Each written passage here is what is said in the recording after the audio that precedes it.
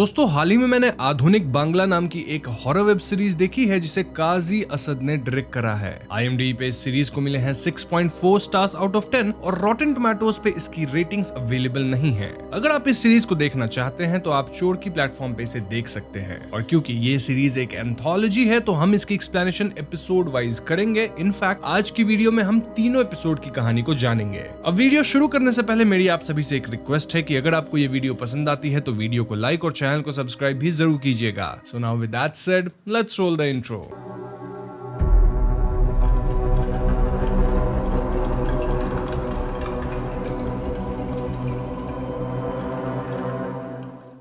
तो पहले एपिसोड का नाम है बोल माछेड़ झोल। यहाँ बोल एक काइंड ऑफ फिश है और झोल का मतलब होता है उसकी करी। सो एपिसोड का नाम बेसिकली हम फिश करी कह सकते हैं। तो एपिसोड की शुरुआत में हम एक प्रोफेसर से मिलते हैं जो बस में बैठ के अपने स्टूडेंट के गांव जा रहे थे। हम समझ पाते हैं कि प्रोफेसर को कविताएं लिखने का बहुत शौक था। प्रोफेसर खेतों के बीचों बीच एक बरगद के पेड़ के नीचे उतरते हैं जहाँ उन्हें अचानक से एक बोटमैन मिल जाता है जो उन्हें अपने नाव में पास के गाँव में छोड़ने की बात कहता है। अब प्रोफेसर कहते हैं कि उन्हें बोवालिया गाँव जाना है और क्योंकि रास्ता बहुत लंबा है तो बोटमैन और प्रोफेसर आपस में बातें करने लगते हैं। प्रोफेसर कहते हैं कि वो ढाका विश्वविद्यालय के रिटायर्ड प्रोफेसर हैं और उनकी एक बेटी है जो विदेश में रहती है। साथ ही 2 साल पहले उनकी वाइफ का देहांत हो गया था। प्रोफेसर अपने फ्री टाइम में बांग्लादेश के अलग अलग जगहों में घूम घूम कर लोकल लेजेंड्स की स्टोरी सुनते थे और अपना टाइम स्पेंड करते थे। इसी के चलते कई सालों बाद वो अपने छात्र से मिलने बोवालिया आए हैं और तो और उसे अपने स्टूडेंट के मदर के हाथ का बना बोल फिश करी भी खानी है जिसे वो काफी पसंद किया करते थे। तभी उन्हें अपने स्टूडेंट अजीज का कॉल आता है जो उनसे उनकी वेयरअबाउट्स पूछता है और प्रोफेसर भी उससे पूछते हैं कि आज रात का सीन सेट है ना, जिस पे अजीज भी उन्हें आश्वस्त करता है कि हाँ आप बस आ जाइए, बाकी सब मैं देख लूंगा। प्रोफेसर की बातें सुन मांझी यानी जो बोटमैन है वो प्रोफेसर को बोवालिया गांव के बारे में कुछ तो बताना चाहता था लेकिन बार बार झिझक रहा था। मांझी का कहना था कि उसे बोवालिया गाँव से अकेले लौटने में डर लगता है और क्योंकि प्रोफेसर शहर में रहते हैं तो शायद वो सुपरनैचुरल चीजों पे भरोसा ना करे और यही वजह है कि मांझी शायद उनसे कुछ नहीं कहता। खैर अब शाम होते होते प्रोफेसर बोवालिया गाँव पहुंच जाते हैं जहां अजीज उन्हें नदी तट पर लेने आता है। यहाँ बोटमैन प्रोफेसर से पूछता है कि वो कब वापस लौटेंगे ताकि उस तारीख को वो उन्हें वापस लेने आ जाए। ये सुन अजीज तुरंत कहता है कि इसकी जरूरत नहीं पड़ेगी क्योंकि गांव में काफी सारे नाव वाले हैं जो प्रोफेसर को वापस ले जा सकते हैं। खैर अब एक बुलॉक कार्ट में बैठकर अजीज और प्रोफेसर घर की तरफ जाने लगते हैं और रास्ते में ये लोग ढेर सारी बातें करते हैं। प्रोफेसर अजीज को धन्यवाद देते हैं क्योंकि अजीज के बुलाने पे ही वो बोवालिया जैसे सुंदर गाँव को देख पा रहे हैं और उन्हें तो अजीज के माँ के हाथों की बोल फिश की करी भी खानी है। ये बात सुनकर अजीज थोड़ा पैनिक करने लगता है क्योंकि वो मार्केट से फिश लाना ही भूल गया था। लेकिन प्रोफेसर उसे आश्वस्त करते हैं कि आज भूल गए तो क्या हुआ, थोड़ी ना मैं आज वापस अपने घर जा रहा हूँ, कभी और खिला देना। लेकिन अजीज तो अब रिपेंट कर रहा था कि वो मछली लाना कैसे भूल गया और इसीलिए वो बुलॉक कार्ट वाले रसूल से कहता है कि मार्केट से फटाफट एक मछली लेके मेरे घर में पहुंचा देना। खैर जर्नी के दौरान प्रोफेसर अजीज को एक सिगरेट ऑफर करता है लेकिन अजीज प्रोफेसर के सामने सिगरेट पीने से कतरा रहा था। स्टिल प्रोफेसर के इंसिस्ट करने पे वो एक ले ही लेता है। अब अजीज इतने सालों बाद अपने टीचर को पाके बहुत खुश था और वो प्रोफेसर से कहता है कि इस बार आपको जाने नहीं दूंगा। इनफैक्ट दोनों में ऐसी ही हल्की फुल्की कुछ बातें होती हैं जिसके बाद दोनों घर पहुंचते हैं। तो अब रात को डिनर के दौरान प्रोफेसर अजीज के माँ के हाथ की बोल फिश कड़ी को खा के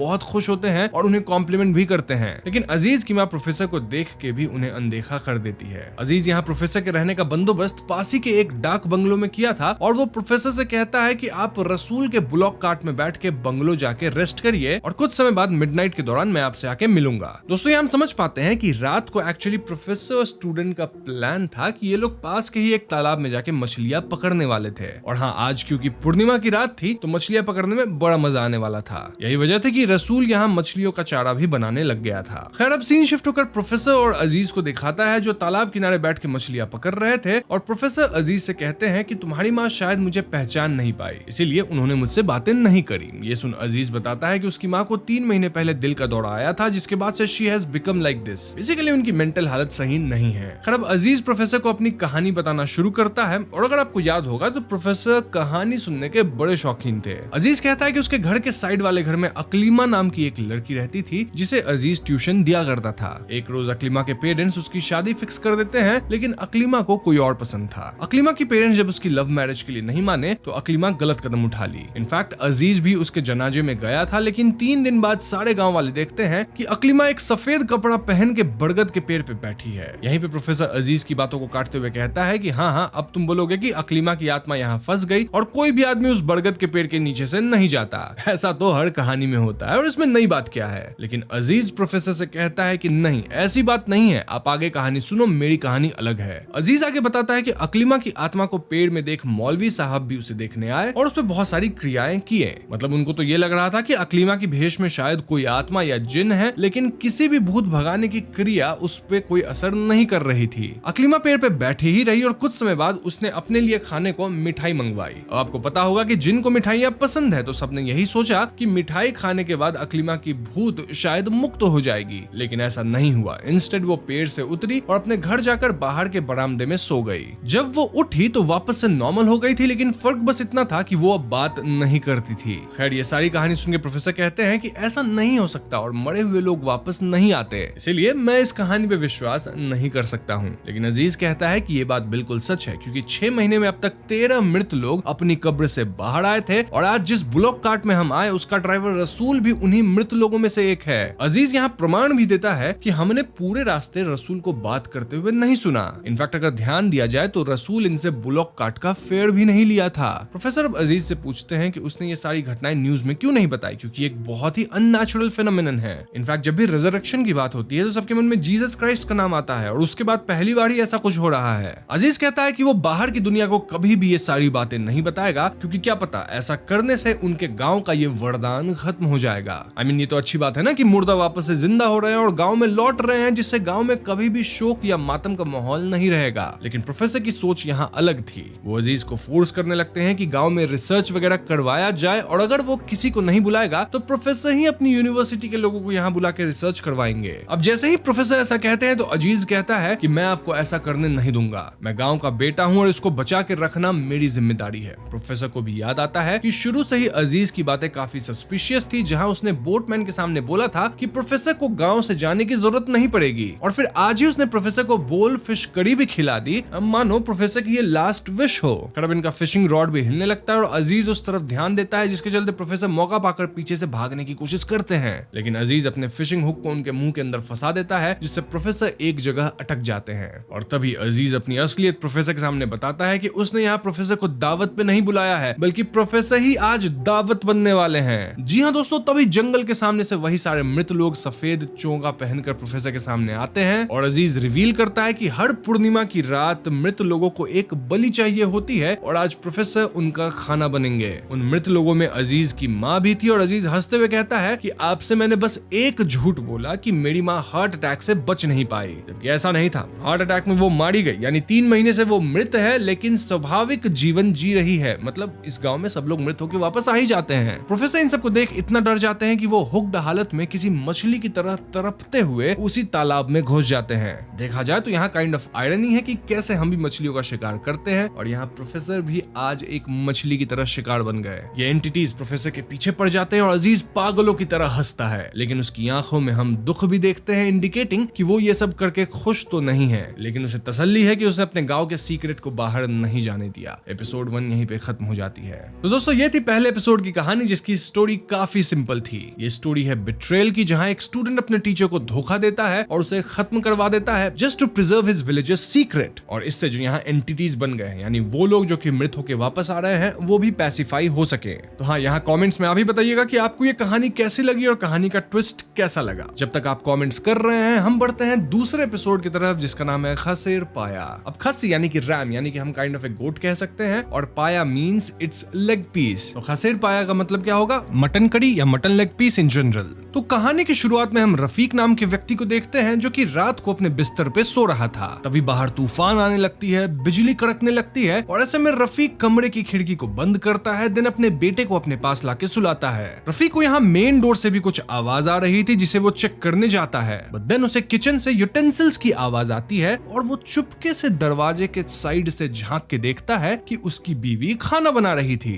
ऐसे में वो अपनी पत्नी से पूछता है कि आधी रात को तुम क्या कर रही हो, और इस बात पे पत्नी कहती है कि 3 दिन मैं नहीं रहूंगी, इसीलिए मैं तुम्हारे लिए मटन करी बना रही हूँ। ऐसा कहते ही उसकी आंख चमक उठती है और इससे डर के रफीक पीछे मुड़ता है, लेकिन पीछे तो उसे उसकी पत्नी दिखाई देती है, जो उसे कंफर्ट करती है और कमरे कमरे में वापस ले जाती है। नाउ दिस इज कंफ्यूजिंग क्योंकि रफीक जिसको किचन में देखा, क्या वो उसकी पत्नी नहीं थी? क्या ये कोई और एंटिटी थी? जो भी है हमें आगे पता चलेगा। खैर अगली सुबह रफीक अपनी पत्नी और बेटे को उनके मायके छोड़ने चला जाता है और इनकी बातों से हम समझ पाते हैं कि ये ट्रिप उन्होंने बहुत दिन पहले ही प्लान किया था। अब ओरिजिनल प्लान के मुताबिक तो रफीक भी इनके साथ वहां जाने वाला था, रहने वाला था, लेकिन फिर एंड मोमेंट में उसे ऑफिस का कुछ काम आ गया था जिसके चलते वो नहीं जा पा रहा था। उसकी वाइफ कहती है कि छोड़ो फिर मैं भी नहीं जा रही, लेकिन उनका बेटा काफी एक्साइटेड था इसलिए रफीक अपनी पत्नी को जाने को कहता है। अब किचन में रफीक की पत्नी उसके लिए मटन करी बना रही थी, यानी कि खासिर पाया, और वो सेम कल रात वाली लाइन बोलती है जिससे कुछ टाइम के लिए रफीक वापस से शॉक में आ जाता है। लेकिन सून वो अपने आप को संभाल लेता है और वो अपनी वाइफ से ये भी कहता है कि रात को वो अपने दोस्त आरिफ को बुला लेगा। क्यों? क्योंकि रफीक को घर में अकेले रहने में डर लगता है। तो आगे हम समझ पाते हैं कि रफीक एक सरकारी दफ्तर में अकाउंट्स डिपार्टमेंट में काम करता था और वो अपनी वाइफ और बेटे को ड्रॉप करके ऑफिस पहुंचता है। ऑफिस में उसे जमीन पे एक केबल पड़ी मिलती है और रफीक पियून हमजाद को बुलाकर इस वायर को सही करने को कहता है। इसके बाद रफीक अपने बॉस के केबिन में जाकर उनसे बातें करने लगता है, जहां इन दोनों ने मिलकर अकाउंट्स में कोई गड़बड़ करा था जिससे रफीक की नौकरी खतरे में आ गई थी। मतलब गड़बड़ तो दोनों ने मिलकर करा था, लेकिन बॉस इससे अपना पलड़ा झाड़ रहे थे और रफीक को फंसा रहे थे।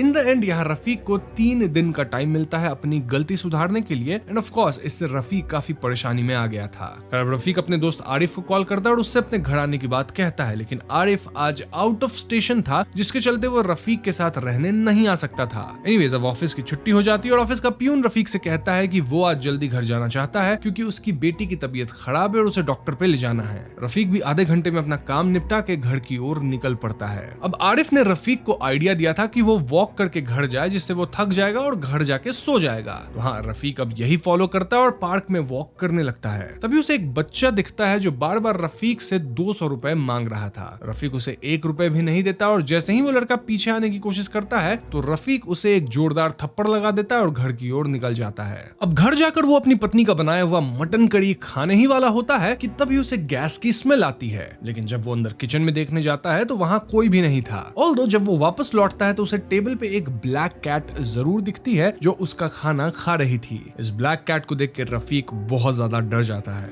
खैर तो यहाँ सीन शिफ्ट होती है और हम देखते हैं कि बाहर वापस से तूफान आ गया है और रफीक सारे विंडोज डोर्स लगाने लगता है। तभी उसे उसकी खिड़की के बाहर कोई खड़ा दिखता है और वो धीरे धीरे जाके पर्दे को हटा के देखता है कि बाहर तो बस उसकी शर्ट टंगी है जो कि सूखने के लिए डली हुई थी। तभी पीछे से वही ब्लैक कैट रफीक पे एक पल के लिए हमला कर भाग जाती है। अब रफीक सोफे पे बैठ के टीवी देखने की कोशिश करता है, लेकिन उसे सोफे के नीचे से भी कुछ आवाजें आने लगती है। ऑल्दो चेक करने पे वहां कोई नहीं होता। नाउ जब रफीक टीवी ऑन करता है तो कार्टून चल रही होती है जिसे देख रफीक को नींद आने लगती है और हम व्यूअर्स देखते हैं कि टीवी के ऊपर जो डियर का स्कल रखा हुआ है उसके हॉर्न्स में अचानक रेड लाइट जलने लग गई थी। खैर अगले सीन में रफीक को हम वापस ऑफिस में देखते हैं जहां उसका बॉस उसे वापस काम के बारे में पूछता है और इस बार और भी ज्यादा प्रेशर डालता है ताकि इनकी जो धांधली थी ना वो पकड़ी ना जा सके। बेसिकली हेड ऑफिस से एक कमेटी ऑलरेडी बनने लग गई थी जो कि इस फॉर्जरी की जांच करेगी। तो ऐसे में रफीक वापस से काम करने लगता है और उसकी तबीयत भी खराब होने लगती है। ऑफिस से निकल के रफीक पैदल ही घर जाने का निर्णय लेता है जिससे वो रात में थक जाएगा और तुरंत सो जाएगा। इनफैक्ट अब वो होटल में डिनर करने के लिए भी जाता है जहां वो सिंपल दाल सब्जी राइस मंगवाता है, लेकिन वेटर गलती से उसके सामने खासिर पाया या मटन करी ला देता है और तभी होटल के एंट्रेंस पे एक पल के लिए रफीक को वही बच्चा दिखता है जो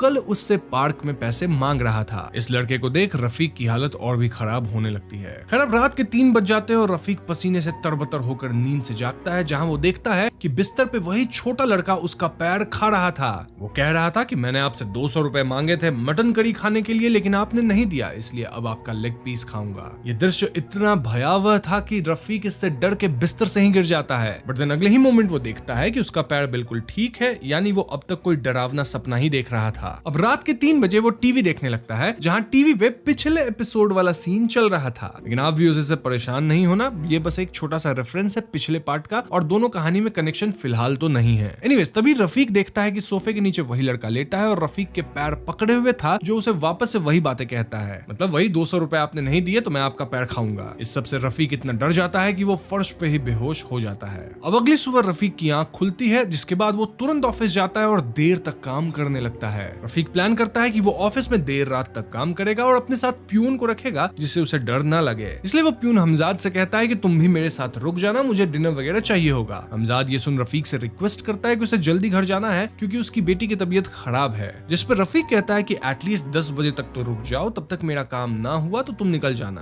अब ना चाहते हुए हमजाद को ऑफिस में रुकना पड़ जाता है। खैर अब हमजाद बाहर चाय पी रहा होता है और उसी वक्त अंदर लाइट चली जाती है और बाहर भी तेज बारिश होने लगती है। रफीक को अंधेरे से बहुत डर लगता था, जिसके चलते वो पैनिक करने लगता है और जैसे ही वो ऑफिस में इधर उधर घूमने लगता है तो उसे अपने पीछे वही बच्चा हाथ में बुचर्स नाइफ लिए दिखता है जो उसे सेम बातें कह के डरा रहा था। रफीक इससे इतना डर जाता है कि वो भागने लगता है और अगर आपको याद होगा तो इनके ऑफिस में एक वायर पड़ी हुई थी, तो हाँ उसी वायर में फंसकर रफीक काइंड ऑफ टेबल पे गिर जाता है जहां उसका सर टेबल पे लग जाता है और ये चोट इतनी गहरी होती है कि धीरे धीरे रफीक अपना दम ही तोड़ देता है। इस एपिसोड के एंड में हम उसी बच्चे को वापस से पार्क में देखते हैं जो इस बार एक और आदमी से 200 रुपए मांग रहा था। एपिसोड 2 यहीं पे खत्म हो जाती है। तो दोस्तों ये थी एपिसोड 2 की कहानी जो कि पूरी तरह इसी चीज पे बेस्ड है कि कैसे 3 रात तक रफीक अकेले घर में ट्रॉमेटाइज रहा और फिर एट द एंड अपने डर के कारण वो समाप्त ही हो गया। कहानी में जो कुछ भी हुआ उसके 2 पहलू हो सकते हैं। एक तो ये हो सकता है कि रफीक के पीछे सच में कोई शैतान पड़ा था जो उसे डरा रहा था और वो बच्चा भी इसमें शामिल था। हो सकता है वो कोई शैतान का रूप हो जो कि लोगों से पैसे मांगता है, पैसे मिल जाए तो शायद वो लोगों को जिंदा छोड़ दे और ना मिले तो वो अपने असली रूप में आके सामने वाले को समाप्त करता है, मतलब उन्हें डरा के ऐसे सिचुएशंस क्रिएट करता है कि इंसान खुद ही खत्म हो जाए। लेकिन यहाँ दूसरा पहलू ये भी हो सकता है कि ये सब कुछ रफीक के कमजोर दिल के कारण हुआ, जहाँ उसे पहले से ही अंधेरे में रहने से या अकेले रहने से डर लगता था। इनफैक्ट उस पे काम का भी बहुत प्रेशर था, मोरओवर उसने फ्रस्ट्रेशन में बच्चे को भी थप्पड़ मार दिया था। तो ये सारी प्रॉब्लम्स एक साथ आ गई और उसे एंजाइटी अटैक आया और वो टेबल से टकराकर समाप्त हो गया। अब मैं ये आप पे छोड़ता हूँ कि आपको कौन सा पर्सपेक्टिव यहाँ सही लगता है। इनफैक्ट अगर आपकी कोई एडिशनल थियरीज है इसको लेके तो आप कमेंट्स में जरूर बताइएगा। मीनवाइल हम बढ़ते हैं तीसरे एपिसोड की तरफ जिसका नाम है हासेर सलून। हैश यानी डक और सलून is a type of curry, तो नेम क्या हो गया? डक करी। इनफैक्ट आप देख रहे होंगे कि तीनों एपिसोड्स में करी ही बन रही है काइंड ऑफ, एक में फिश, एक में रैम और एक में डक। ये काइंड ऑफ इस पूरे सीरीज के थीम को टाई करती है, ऑल्दो कहानियां काफी डिफरेंट है। तो चलिए जानते हैं तीसरी कहानी क्या है। तो तीसरे एपिसोड की शुरुआत में हम एक बोटमैन मुक्ता को देखते हैं जो मछलियां पकड़कर अपने गांव लौट रहा था। वो बोट को नदी किनारे लगाता है और तभी पीछे से कोई उसे बुलाता है। मुक्ता अब थोड़ा डर जाता है लेकिन फिर सामने ही उसे एक आदमी दिखाई देता है जो उसे कुछ पूछने का नाटक करता है और मुक्ता के पास आते ही वो अनजान शख्स उसके गले में एक फंदा डाल के उसे पेड़ से लटका देता है जिससे मुक्ता वहीं समाप्त हो जाता है। हम समझ पाते हैं कि इस आदमी का नाम मुज्जू है और वो एक कॉन्ट्रैक्ट किलर है जो अपने क्लाइंट से पैसे लेके विक्टिम्स के ठिकाने लगाता है। इनफैक्ट अपना काम खत्म होने के बाद वो हसार सलून या डक कड़ी खाता है और एक और काम भी करता है जो फिलहाल तो वो बताता नहीं लेकिन इवेंचुअली हम जान ही जाएंगे। अब उसे उसके क्लाइंट का कॉल आता है जो कि पॉलिटिकल पार्टी का कोई नेता था और मुज्जू उसे उससे बाकी के पैसे मांगता है। उनकी बातों से हमें पता चलता है कि अभी तक मुज्जू ने कुल 44 लोगों को समाप्त करा है और उसे इस बात पे बहुत गर्व भी है। यहाँ उसका क्लाइंट उसे एक और आदमी को समाप्त करने का टास्क देता है जो कि कल ही होने वाला था। खैर मुज्जू गांव में आगे बढ़ने लगता है और उसे एक प्यारी सी आवाज सुनाई देती है जो कि एक लड़की की होती है। ये लड़की काफी सुंदर थी और वो सुंदर सा गाना भी गा रही थी और मुज्जू उसके आवाज से आकर्षित होकर उसे गंदे तरीके से घूरने लगता है।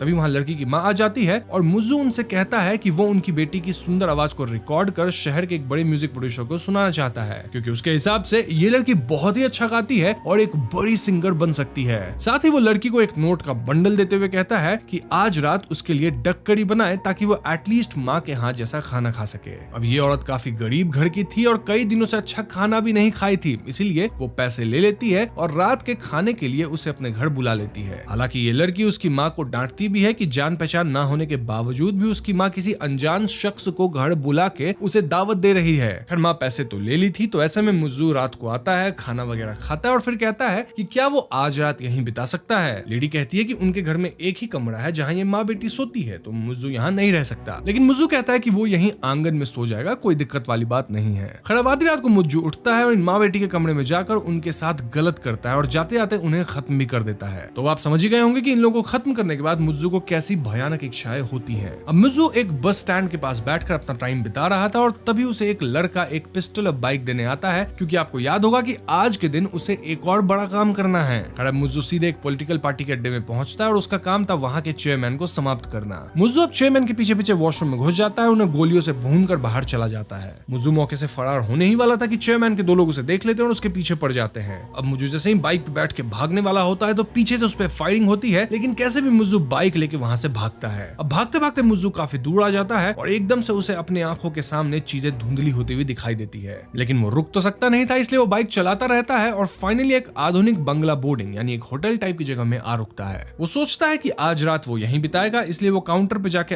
अपने लिए कमरा बुक करता है। वहीं रिसेप्शनिस्ट से उसका नाम पूछने पे वो कहता है कि उसका नाम मौत है, जिसे सुन मुज्जू थोड़ा हैरान हो जाता है। अरे मुज्जू अपने कमरे में जाकर आराम करने लगता है, लेकिन तभी बाहर से कोई नॉक करता है। बाहर वही रिसेप्शनिस्ट खड़ा था जो आज रात को मुज्जू को एक जलसा यानी पार्टी के लिए नीचे हॉल में इनवाइट करता है। मुज्जू जाना तो नहीं चाहता था, लेकिन स्टिल वो कहता है कि मैं आ जाऊंगा, और मौत उससे कहता है कि नीचे आपको गन लाने की कोई जरूरत नहीं है, सब वहां हार्मलेस लोग ही रहते हैं। एनीवेज तो अब मुज्जू नीचे जाता है और सारे लोग ड्रिंक्स वगैरह कर रहे होते हैं और देख के लग रहा था यहाँ कोई मास्क पार्टी चल रही है। मुज्जू भी ड्रिंक करता है और वहां उसे मेन सिंगर वही गाना गाते हुए सुनाई देती है जो वो पहले भी एक लड़की से सुन रखा है। इनकेस अगर आपको याद होगी मैं किस लड़की की बात कर रहा हूँ। और जैसे ही मुज्जू उसके सामने जाता है वो सिंगर अपना मास्क उतार देती है, जिसे देख मुज्जू चौंक जाता है क्योंकि ये वही लड़की थी यानी उसकी जो विक्टिम थी। फिर पीछे उसे वही नेता मिलता है जिसको वो अभी अभी समाप्त करके भागा था। इनफैक्ट सामने उसे मुक्ता भी खड़ा मिलता है जिसे हम एपिसोड के स्टार्टिंग में देखे थे। बेसिकली दोस्तों ये पार्टी कोई साधारण पार्टी नहीं थी, बल्कि यहाँ मुज्जू के सारे विक्टिम्स जमा हुए थे जो उसकी तरफ गुस्से से देख रहे थे, और मुज्जू इन्हें देख काफी डर जाता है। मुज्जू अब इस पार्टी से भागने की कोशिश करता है, लेकिन दरवाजा बंद हो जाता है। इनफैक्ट वहां एक साइन बोर्ड भी लगा होता है जिस पर लिखा था कि जो एक बार अंदर आ जाता है वो बाहर नहीं जा सकता। अब मुज्जू मौत को गन पॉइंट पे ले लेता है और होटल का मेन गेट खोलने को कहता है, लेकिन रिसेप्शनिस्ट उससे कहता है कि शायद अब सारी बातें समझ नहीं पाए हैं। और तभी मुज्जू अपने पेट में एक गोली का निशान देखता है और कहानी पास्ट में चली जाती है, जहां हम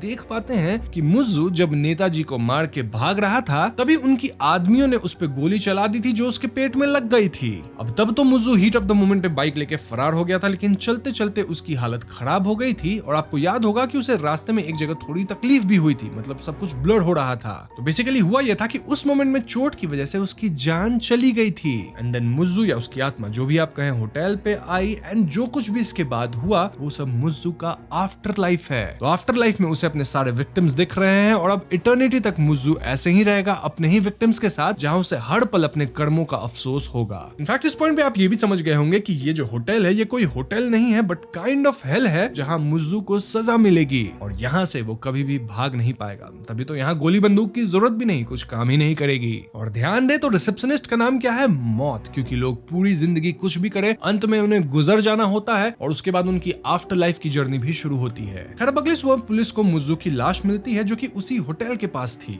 लेकिन द ट्विस्ट इज कि यहाँ पे जो होटल था वो किसी खंडर से कम नहीं था। एपिसोड 3 यहीं पे खत्म हो जाती है। तो दोस्तों थर्ड कहानी काफी सिंपल थी, उसे फर्दर एक्सप्लेन करने की जरूरत नहीं है क्योंकि ऑफ कोर्स यहाँ आफ्टर लाइफ की बात कही गई है। मैंने यहाँ क्लियरली बता दिया है कि मुज्जू किस तरह से खत्म हुआ और आफ्टर लाइफ में उसके साथ क्या होगा। ये एपिसोड यही दर्शाती है कि जो कर्म भी हम करते हैं बीइंग इमॉर्टल, तो उसकी सजा हमें जरूर मिलने वाली है। मतलब अच्छे कर्म करोगे तो अच्छा होगा, बुरे कर्म करोगे तो आपके साथ भी एंड में बुरा ही होने वाला है इन द आफ्टर लाइफ। अब पूरे सीरीज की बात की जाए तो यहाँ आपने ध्यान दिया होगा कि एपिसोड के नाम खाने के डिशेस पे हैं और इसलिए पूरी सीरीज का नाम भी आधुनिक बांग्ला होटल है। बेसिकली ये सीरीज शरीफुल हसन के एक शॉर्ट स्टोरी पे बेस्ड है। सीरीज के अंदर की कहानियां काफी सिंपल थी जो कि मैंने एक्सप्लेन कर दिया है और जो कुछ भी थियरीज से बन रही थी मैंने हर एपिसोड के बाद आपको बता ही दिया है। ऑल्दो अगर आपके पास इसको लेके कुछ और डाउट्स है तो आप कमेंट्स में पूछ सकते हैं, या फिर आपके पास कुछ एडिशनल थियरीज है तो वो भी आप कमेंट्स में लिख दीजिए। वीडियो पसंद आई हो तो वीडियो को लाइक और शेयर करना, साथ ही चैनल पे नए हो तो हमें सब्सक्राइब भी कीजिएगा क्योंकि हम अपने चैनल पे ऐसे वीडियोस लाते रहते हैं। पीस।